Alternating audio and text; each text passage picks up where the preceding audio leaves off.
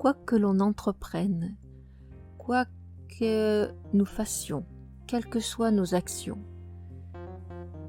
j'ai l'intime conviction que tout cela nous amène à mieux nous connaître, à mieux nous rencontrer, à mieux se rencontrer soi au plus profond de notre cœur, et que cette marche finalement nous pousse à regarder à l'intérieur de nous. Bienvenue sur le podcast L'Ultime Amour, Natalia au micro, et je témoigne avec plaisir dans ce nouvel épisode sur ce que je viens de partager, sur cette conviction, et qui relève tout simplement de ma propre expérience, mais que je peux voir aussi autour de moi, c'est qu'à chaque fois que je me mets en action, chaque fois que je fais quelque chose, à chaque fois que j'entreprends quelque chose, le but ultime, je dirais, c'est de me rencontrer, c'est de mieux me connaître, c'est de regarder ce qu'il y a au fond de moi, et avec un désir profond qui est celui de rencontrer ma véritable nature, d'incarner ma véritable nature. Ce qui suppose que depuis que je suis sur cette terre, peut-être que ma nature véritable ne s'exprime pas totalement. Et si elle ne s'exprime pas totalement, c'est parce qu'elle est recouverte, on va dire, ensevelie sous des choses que je vais appeler des dysfonctionnements, des conditionnements, des croyances qui sont héritées de l'éducation, qui sont héritées des lignées, qui sont héritées de la société, qui recouvrent, on va dire, qui empêchent l'expression totale de ma véritable nature, de l'être profond que je suis. Et donc de ce pourquoi il est, de sa fonction sur Terre. Et je peux constater que beaucoup de gens se cherchent d'ailleurs, cherchent leur voie, se cherchent, ne comprennent pas pourquoi ils ont la sensation de ne pas vivre la vie qu'ils ont envie de vivre, et parce que quelque part, il n'y a pas eu encore cette rencontre totale, cette rencontre tout entière avec leur véritable nature, parce qu'elle est justement couverte certainement de dysfonctionnements, de conditionnements qui ne permettent pas l'expression totale de leur nature. Et il y a une sorte de quête. Notre véritable désir, à mon sens, c'est d'aller exprimer, c'est de pouvoir exprimer librement, pleinement, complètement notre être, notre nature profonde, notre nature véritable, notre nature réelle, et non pas exprimer une identité qui est un ensemble de copier-coller de ce qu'on nous a dit, ou de ce qu'on attend de nous, ou de ce qu'on nous a dit d'être, parce qu'on nous attend, on attend de nous des choses bien spécifiques. Souvent des choses que les parents ont projetées parce qu'ils n'ont pas eux-mêmes accompli. Et je crois qu'aujourd'hui, le tournant pour l'humanité se situe là, c'est-à-dire dans l'accomplissement de ce désir, enfin, de retrouver ce qui est profondément vrai, c'est-à-dire la vérité en nous. Chacun sa vérité, une vérité unique, mais une vérité où l'humain et le ciel se rejoignent, où l'humain et le ciel coïncident à nouveau. Et je dirais même l'humain, la nature et le ciel coïncident à nouveau, ensemble, dans une unité, non seulement dans la verticalité, mais aussi au niveau de l'horizontalité, c'est-à-dire au sein de l'humanité, reconnaître aussi que l'autre, que les autres, recherchent exactement la même chose, sont en quête, ont une soif de rencontrer leur véritable nature, celle qu'ils incarnaient dès qu'ils sont venus sur Terre, en tant que tout petit enfant.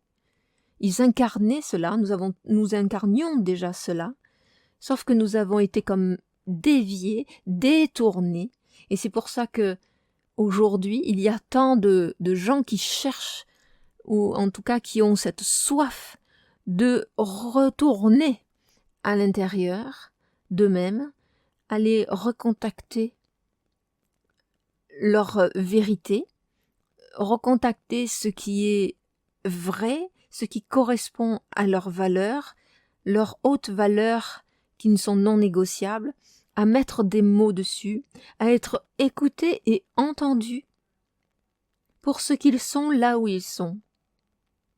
Et je crois que dans cette démarche, il est, à mon sens, évident que cela correspond à un tournant, à une nouvelle humanité qui demande à naître. Et forcément, c'est l'extinction, le mot est fort certainement, mais c'est l'extinction de l'ancien, l'extinction de ce qui ne peut plus fonctionner, l'extinction de ce qui ne correspond plus à ce que nous sommes, justement, à cette nature profonde qui demande à jaillir. Et ce n'est pas aussi facile que cela que de la retrouver. Par contre, c'est un chemin, et je dirais même c'est une ascension. C'est-à-dire qu'on rejoint notre sommet intérieur, on gravit la montagne de l'être. C'est à la fois une ascension, mais un dépouillement en même temps, c'est-à-dire que on se déleste, on élague tout ce qui ne répond plus à notre véritable nature. Et certainement que ce sommet, c'est une révélation, c'est la révélation de notre nature véritable, c'est la révélation de notre essence, c'est la révélation de l'être que nous sommes. Un être dans sa totale humanité qui reçoit les plus hautes aspirations divines, qui reçoit l'amour infini, qui reçoit la grâce, qui reçoit le souffle, et qui ne tente plus de mettre un voile dessus. En tout cas, c'est mon chemin. C'est un chemin que j'emprunte depuis toujours. Finalement, je n'ai pas su mettre, peut-être, vous ne savez pas mettre les mots exacts, maintenant je peux les mettre, parce que le chemin est bien éprouvé maintenant. Il y a eu de multiples rencontres, à chaque fois beaucoup plus profondes, et ça n'arrête pas en fait. À chaque fois que je monte un peu plus vers ce sommet de l'être, ce sommet à l'intérieur de mon cœur, je descends plus profondément dans cet élagage, dans ce délestage de dysfonctionnement, de conditionnement, de croyances qui ne déclarent pas ce que je suis en vérité. Et en vérité, je suis unique, comme chacun d'entre nous l'est, et lorsqu'il y a cette reconnaissance durant ce chemin, durant cette ascension, quand à chaque fois ça se reconnaît de plus en plus, quelque chose de plus grand, c'est-à-dire ce qui me dépasse, le mystère prend place de plus en plus. C'est-à-dire que je sais moins de choses, mais par contre, je reconnais. C'est-à-dire que je me retourne pour naître au nouveau. Pour moi, aujourd'hui, reconnaître, c'est cela que ça veut dire. Me retourner mon regard vers l'intérieur, descendre dans la profondeur, aller regarder en face ce qui dysfonctionne, mes blessures, tout ce qui a formé des sujets sur lesquels je me suis attachée pour survivre, mais qui aujourd'hui se délite parce que il n'y a plus ça n'a plus sa raison d'être, il n'a plus besoin du tout. Au fur et à mesure de cette montée, ça s'épure et je nais à quelque chose de nouveau. Et ce nouveau, ce n'est pas l'inconnu. C'est pas quelque chose qui me fait peur, bien au contraire, parce que plus ça va, plus je suis dans un espace de confiance, de sécurité, plus je me sens soutenue par le divin, plus je me sens soutenue par le Christ, plus je me sens investie, plus je commence à toucher ma fonction sur cette terre, à la nommer, ou en tout cas à nommer la manière dont elle s'exprime, et ça me goûte tellement bon, c'est tellement l'expression de la paix, l'expression de la joie, l'expression de la liberté, sous la forme unique que je représente, que je n'ai soif que de cela. Et donc tout le reste est une conséquence de cette nature qui se révèle au fur et à mesure que je gravis la montagne de l'être, ma propre montagne de l'être. Et donc mon invitation, elle se situe là. Est-ce que vous avez rencontré votre sommet intérieur? Est-ce que vous avez gravi, est-ce que vous êtes en train de gravir cette montagne intérieure? Est-ce que il y a une ascension en vous où vous sentez qu'au fur et à mesure, vous vous dépouillez de ce qui vous entrave, vous vous dépouillez, délestez de ce qui vous bloque, de ce qui ne reflète pas votre entièreté? Et je trouve que ça, c'est vraiment quelque chose d'essentiel. C'est pourquoi je dis que quoi que je fasse, quoi que j'entreprenne, à chaque fois, ça me ramène un peu plus vers moi. Et plus je prends conscience de ça, plus la conscience s'élargit dans une observation de plus en plus fine et de plus en plus subtile,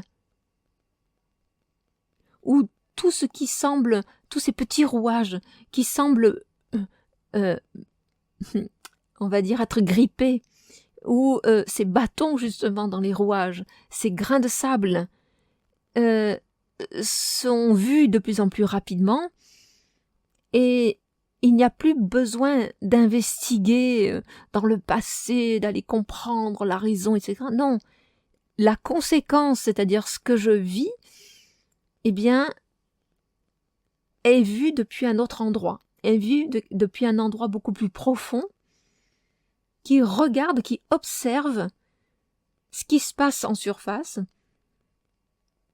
et qui ne juge pas la surface, mais qui sait qu'en fait, peut-être, à cet endroit-là, il y a une séparation encore d'avec ma nature profonde. Il y a encore un voile qui est juste à lever. Et, par exemple, en ce qui concerne, par exemple, l'argent, et j'ai fait une vidéo là-dessus, et l'argent disparaîtra, je vous invite à aller l'écouter, et je dis au départ, est-elle prophétique, etc. Mais en fait, en faisant cette vidéo, je n'imaginais pas qu'elle était prophétique en ce qui me concerne. Et je peux dire que l'argent a quasiment disparu de ma vie à l'heure actuelle. En tout cas, ces dernières semaines, ces derniers mois, l'argent s'est mis à disparaître. Et donc, je suis arrivée là aujourd'hui, et là c'est vraiment une confidence, parce que c'est pas évident de parler de ça, parce que vraiment, l'argent dans cette société, c'est tout, c'est le Dieu.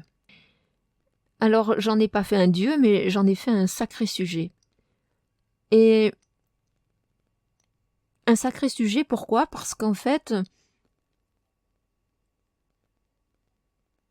on nous a appris qu'on ne pouvait pas vivre sans, qu'on n'était rien sans cela.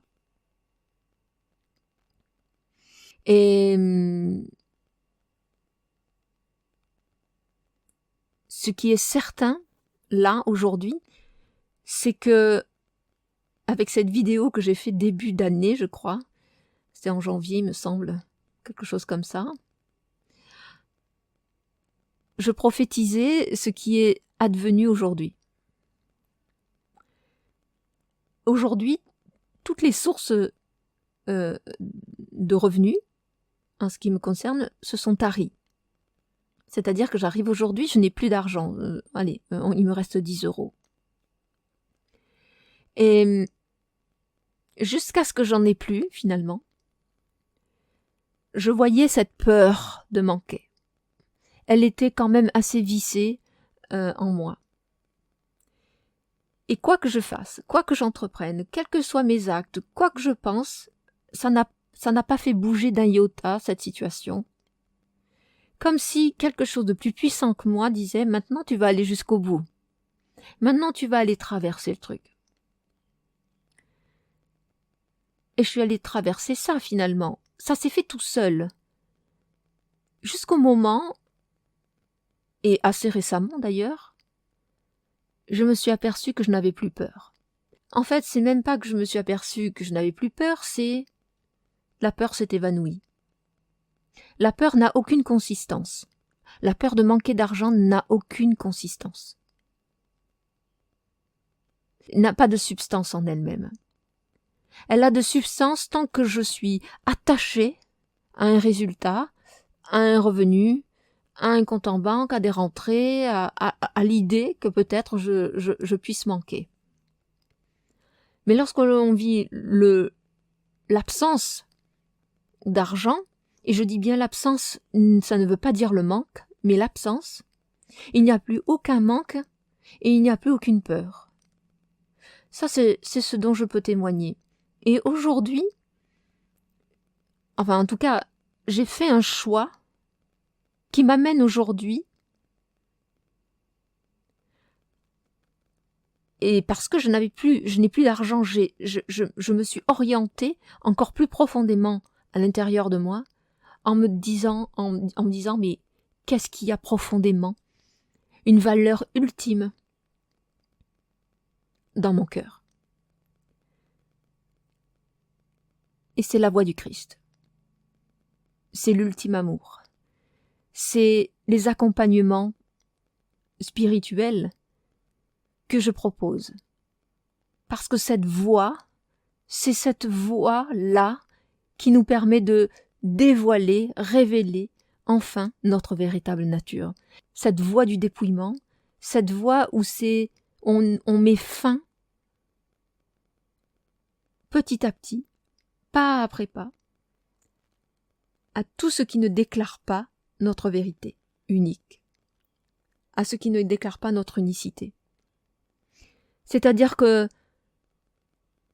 au fur et à mesure de cette ascension, la paix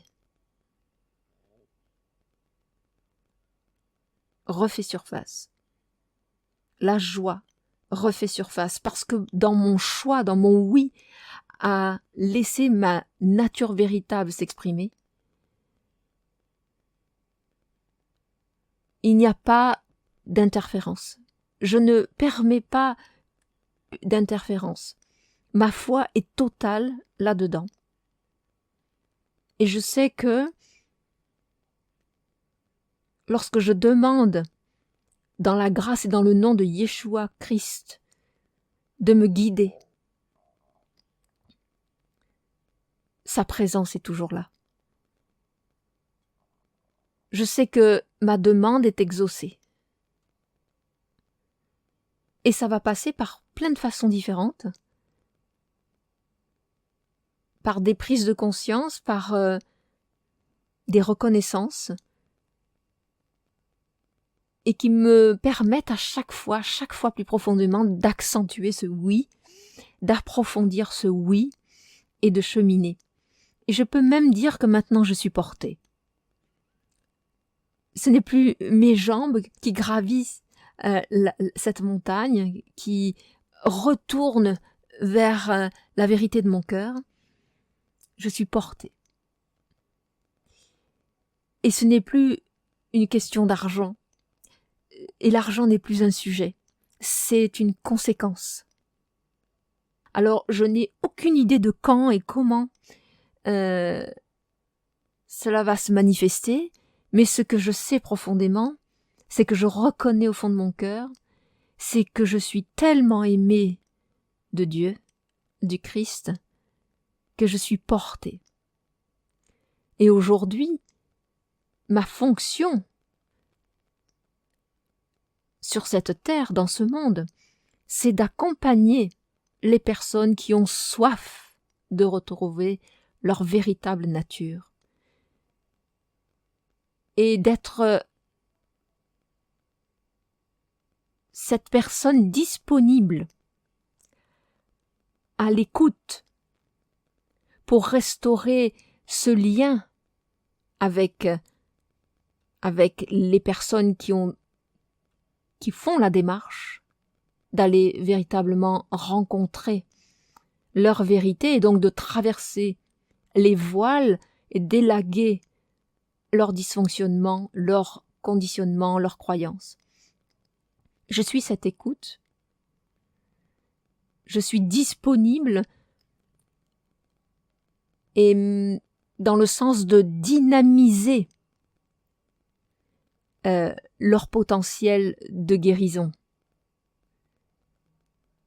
C'est ce que je suis allée chercher moi-même à différents moments de ma vie, et c'est surtout ce que j'ai éprouvé depuis toutes ces années à plonger dans une quête intérieure, dans une voie de l'intériorité, en m'en remettant au Christ, en m'en remettant à Dieu, à ce mystère, à la source de vie abondante à l'intérieur de moi. On ne peut pas faire l'économie de traverser les voiles, mais ce que je peux témoigner là maintenant, c'est que la peur ne révèle dessous qu'une blessure, et cette blessure demande à être profondément aimée. Et c'est ainsi qu'elle est reconnue, et étant reconnue, nous n'en avons plus besoin. Il y a la guérison. Ce qui est certain, c'est que le timing de la guérison ne nous appartient pas, il appartient à Dieu, mais quand le oui est total, à nous en remettre à sa grâce et de cheminer dans et vers sa grâce, alors sa présence est bienfaisante. En tout cas, c'est ce que je peux tout simplement et librement témoigner aujourd'hui. Et il n'y a pas un seul être humain qui ne soit pas en proie à une souffrance, quelle qu'elle soit. Et la souffrance, elle déclare une séparation d'avec sa nature profonde. Et cette soif en chacun de nous, quoi que nous fassions, quels que soient nos choix, quoi que nous entreprenions, c'est pour retrouver ce qui est inaltéré et inaltérable au plus profond de nous. En tout cas, je vous invite vraiment à écouter les contemplations sonores que je propose. Elles sont gratuites, elles sont sur ma chaîne YouTube et vraiment, j'espère de tout cœur qu'elles peuvent vous aider, qu'elles pourront vous aider à vous retourner, à regarder à l'intérieur de vous et à sentir au plus profond de vous qu'il y a la paix, qu'il y a la joie, qu'il y a la liberté, que c'est là. Et évidemment, j'espère que ce podcast-là, que cet épisode et ceux qui suivront vous permettent justement de ne pas avoir peur ou de ne pas être, de lâcher, commencer à lâcher un peu les résistances pour vous orienter un peu plus vers vous-même. Parce que c'est gagnant-gagnant. Parce que c'est tellement, comme dirait Claude Nougaro, craquer du fin bonheur d'être aimé, Mais oui, c'est ça. On fond, c'est vraiment craquer, c'est vraiment fondre du fin bonheur de se savoir aimer, de se sentir aimé, de se sentir entendu, de se sentir écouté. Parce que à cet endroit-là, quand deux se réunissent en son nom, il est au milieu de nous, c'est vrai, et il n'y a pas de jugement. Il y a un chemin que l'on arpente ensemble, il y a une ascension que l'on arpente ensemble. Parce que dans les séances, dans ma proposition d'accompagnement, je n'en sais pas plus que vous. Je suis peut-être un peu plus avancée sur le chemin, mais j'en apprends autant que vous. Et ça, c'est un fin bonheur aussi. Et en tout cas, d'ouvrir ces espaces pour que vous puissiez vous sentir entendu, c'est, à mon sens, déjà une grande partie du chemin de la guérison, du processus de guérison. Voilà ce que j'avais envie de partager avec vous aujourd'hui et eh bien, ça me met en joie, tout simplement. Alors, merci de mettre un pouce, de commenter, de poser une question si vous le souhaitez, de vous abonner à la chaîne, bien évidemment, voilà, parce que ça fait remonter dans l'algorithme tout simplement les vidéos, les contenus que je propose. Et je pense que ça peut, non seulement ça peut aider d'autres personnes, mais en plus ça participe à ce que ma fonction sur Terre, eh bien, elle trouve écho. Et ça, c'est ça qui est merveilleux, de pouvoir que ça trouve écho. Donc, je lance ces podcasts, ces contemplations sonores, avec beaucoup de joie, beaucoup de passion. C'est mon cœur, là, qui est tout ouvert. Et c'est peut-être des petits cailloux blancs, tout simplement. Et puis que la grâce vous accompagne chacun de vos pas.